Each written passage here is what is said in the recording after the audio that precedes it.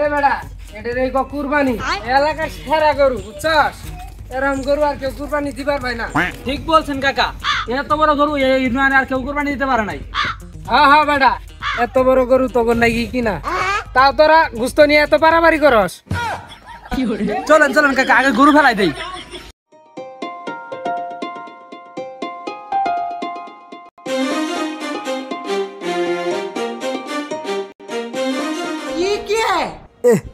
দেখ দেখ কি সুন্দর তেল, মন্ডাই কাঁচাই খেলাই। আবুল তাবুল কি কইতাছে এডি? তুমি উন্তন বছর বছর না কইরি নয় গুস্ত কাটো। এ বেড়া আমি যদি কাম করি তাহলে কুরবানি দিই কে?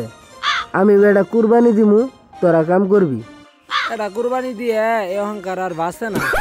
কিরে কিছু কইলি তুই? না না না আমি কিছু কইনি। এ পাঁচাইডে সাইড কর, আমি নিয়ে যাবো।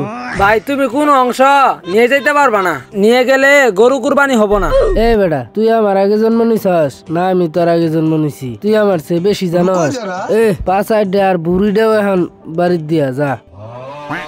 এখন আবার বুড়ি কে? বুড়ি নিয়ে নাকবো কে এখন? আমার এখন বুড়িও লাগবো, বেশি করলে আমার মাইডও লাগবো। ভাই তাহলে গুস্ত বেখান তুল দেই। এই থাক থাক থাক ভাই, বুড়ি আপনারই। এ ওর কথা কবার না হরতা। এ বেটা এই চুপ কর চুপ কর।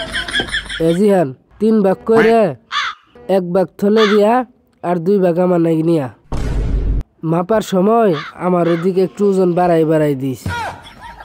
তুমি কি কুরবানি দিতেছ নাকি গুস্ত খাওয়া নাই গরু জব করছো? ও ঠ্যাং দাও বুড়ি দাও সব তোমারই লাগবো দু। এই বেড়া এটা কোনো কথা কইলি? যাও তো ভাই, তুমি থলের গুস্ত ভাগাভাগি করো গা। গুস্তরি তোর বাবিরে দিয়া যা। সারা নাহি আবার চুরি করে থাক, পাশে পাশে যায় আল্লাহ নি খেয়াল করে দেহি গে, পরে যদি আবার চুরি করে দেহি। হ্যাঁ যাই এমতে বাড়ি পর্যন্ত দেখা যাও। এ বেটা খারা, তোর বাবিরে গুস্ত দিয়াইছস? হ্যাঁ গুস্ত দিয়ে আইছি। আপনার থলেও গুস্ত নিয়ে যাইতে কইছে। আমি থলের গুস্ত বাদে যাইতাছি, সবচেয়ে যেটা আল্লাহ বেশি দেখা যাব ওইটাই বাই চিনি আমু। তুই এক কাম কর, তোর বাবিরে কবি গুস্ত সব ফ্রিজে চিতে 15 দিন ভরা ওই গুস্ত খাম। গুস্ত না খাইতে পারলে শুট কি করে তাও গুস্ত খাম। বুঝতে বলে হুট কি হয়ে খাবো চিন্তা করো। আসলে তুমি আল্লাহর ডরে কুরবানি দাও না কে, গুস্ত খাওয়ার কুরবানি দিছ।